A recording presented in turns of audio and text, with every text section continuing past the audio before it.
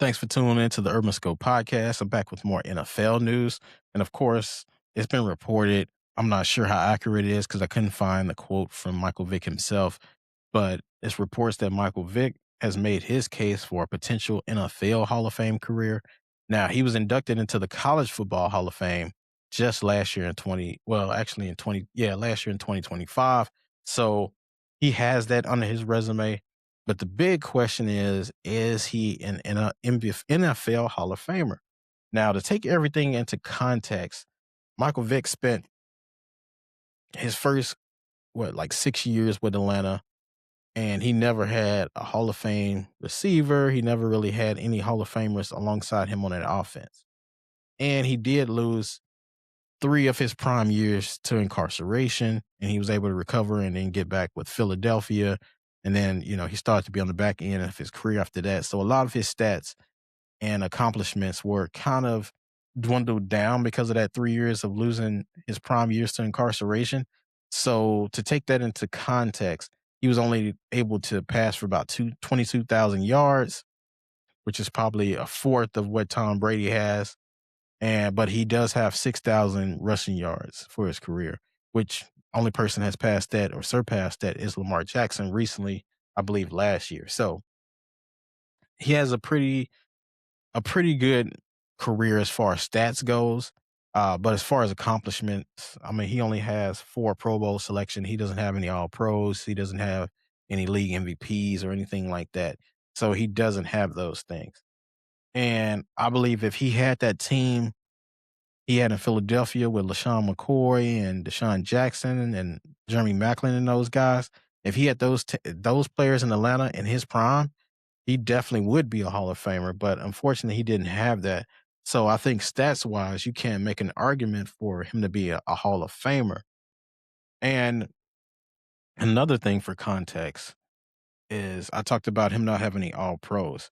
And that probably has something to do with the era he was in as well, because he was in an era with Tom Brady, Peyton Manning, Drew Brees, and Brett Favre. And both, that's 2 players from each conference, AFC and NFC, who were pretty much going to get all pro looks every year. And then in the mix of all of that, you had Eli Manning as well, who won 2 championships, 2 Super Bowls against Tom Brady. So it was very difficult to get an all pro unless you were those 4 or 5 names back then. And then mixed in all of that too, you had Ben Roethlisberger, and other quarterbacks like that. So it was quarterbacks all over the place that were doing great. I want to say even Kurt Warner was in this era too. So there were a lot of great quarterbacks. So for him to do that, especially as a left-handed quarterback, is a very difficult feat, especially when there hasn't been a lot of left-handed quarterbacks. Somehow Atlanta Falcons now has 2 with Tua and Michael Penix Jr., which is just unfathomable to me to have 2 left-handed quarterbacks on the same team.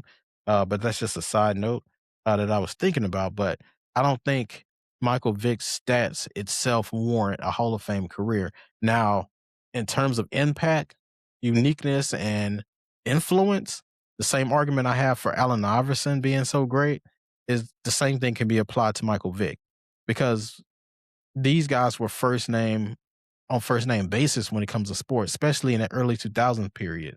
Growing up playing football and playing basketball, everybody wanted to be like Iverson, and then everybody wanted to be like Michael Vick, because these guys had speed, they had agility, they had athleticism. These guys were undersized. Both were at 6 foot and from Virginia. And both of these guys just carried themselves a certain way that the cool kids appreciated, so to speak. These guys, one, of course, Michael Vick was with Nike, and he had the shoe and he had the speed, and people say he ran a forward too, and he had all this great escapability in the pocket. The way he could throw the football with so much strength and force, just his all around ability. He was winning games with his legs before Lamar Jackson. That was Michael Vick, and of course, before Michael Vick, that was Randall Cunningham. But what Randall Cunningham was the influence for Michael Vick, but Michael Vick took it to the next level. This guy was beyond fast, and this generation doesn't understand the speed that a Michael Vick had, especially at the quarterback position, because the quarterback position was the prototypical position where you had the drop back passers like Peyton Manning and Tom Brady, who probably ran a five flat in the 40 time, but then to have a quarterback like Michael Vick who ran a 4.2, who could spin move, who could outrun cornerbacks, which these guys are like the fastest people on the field next to the wide receivers and running backs. But these guys were Michael Vick were outrunning all of these guys. So to see that as a young kid, it was very influential, especially playing Madden for the first time in 2000, and then eventually I think Madden 2004 is the one with Michael Vick on the front.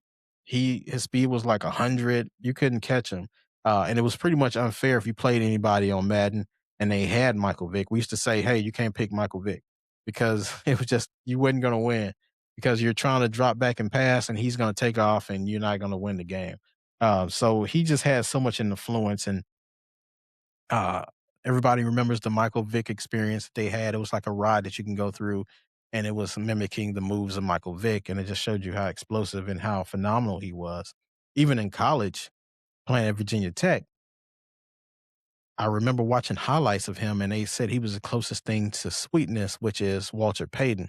And that's interesting because he was a quarterback, but he can get out that pocket and run, and that's what I miss about Lamar Jackson so much, is that he wants to be a pocket passer so much now, he doesn't take advantage of his legs. He has phenomenal legs and phenomenal, speed, so he needs to take advantage of that, but he doesn't as much now because he wanna be respected as a passer, but we know what he can do as a passer. He's a two-time MVP. Unfortunately, Michael Vick wasn't able to get that MVP because he existed in an era where the pocket passer, the prototypical slow pocket passer was favorited. Now you see a plethora of players who run the football, whether, even Patrick Mahomes, you have Kyler Murray, who I believe it was influenced from Michael Vick. You have Jaden Daniels. All of these different great players all have to have some running ability. Even a Trevor Lawrence, a Justin Herbert, these guys have running ability. And Fernando Mendoza, when he gets in the league, will have running ability as well. It's now a prerequisite for the quarterback position. They don't want you just to be a pocket passer. You at least have to have some kind of escapability because these defensive linemen are getting more athletic, they're getting more powerful. They're getting more quickness. So you're going to need to be able to catch up with the speed of the game, and you have to have that escapability, which Michael Vick had so much of. And in my opinion, he had the biggest one. Pause. He had the biggest ability to escape the pocket and be able to run down the field. Now, it was injustice that Michael Vick never got top talent around him, and he existed in an era where players didn't have control of where they went as much as they do now. But if you would have put him with a Michael Vick or you put him with a Marshall Faulk, you would have seen great things. But unfortunately, he didn't play with top tier talent towards the end of his career, especially when he got with Philly and he got around LaShawn McCoy and Deshaun Jackson and Jeremy Maclin, and he had a great coach in Andy Reid, and he had a phenomenal offensive line. Now, if you give Michael Vick that same team in '04, '05, '03, you have a whole nother ball game. They're probably doing what the Chiefs are doing now with Mahomes. Actually, Vic could have been like the left-handed Mahomes before all of this if he was still in his prime and then he lose all that time. But if you watch him play, which this era didn't get a chance to, just YouTube or Google Michael Vick's touchdown run against Minnesota in the playoffs. That was a phenomenal game. Um, he wasn't even supposed to be in that game because he played top talent and Chris Carter and Randy Moss and Dante Culpepper. They had a stacked team. And for him to win that game was a huge upset. So just Michael Vick, kudos to him. I don't think his stats warrant a Hall of Fame career, but if you want to put him in there for influence and impact and what he meant to the game during his era, I'm certainly fine with that because he definitely warrants that from that standpoint. But unfortunately, his stats was cut short because of his loss of his prime years and then never playing with top tier talent. So, tell me what your thoughts is Michael Vick as an MVP, well, as a Hall of Fame candidate.